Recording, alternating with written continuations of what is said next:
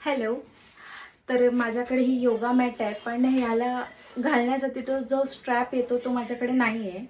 So मी आता मला एक बेल्ट भेटला जो मी बॅगसाठी यूज करतो. मग त्यापासूनच मी आता तो एक स्ट्रॅप बनवणार आहे. तर म्हटलं तुमच्याबरोबरही शेअर करते. तर हा तो बेल्ट आहे जो आम्ही बॅगसाठी यूज करतो.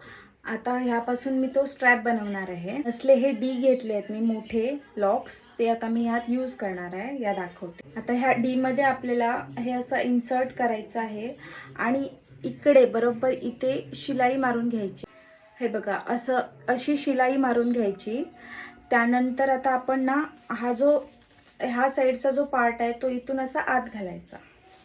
असा आत घालून झाल्यावर तो असा बाहेर येतो. बघा, राऊंड झालं.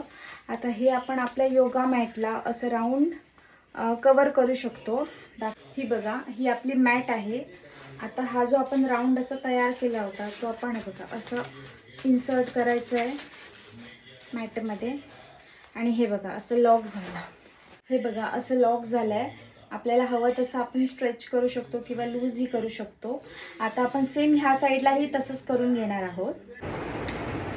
हे बघा, आता आपली जुगाडू स्ट्रॅप तर तयार झाली आहे योगा मॅटसाठी.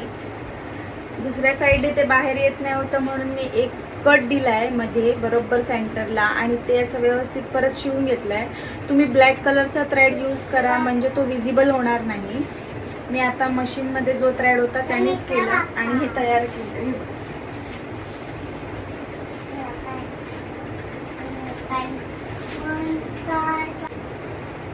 सो तुम्हाला ही जुगाडू ट्रिक कशी वाटली ते मला कमेंटमध्ये नक्की सांगा.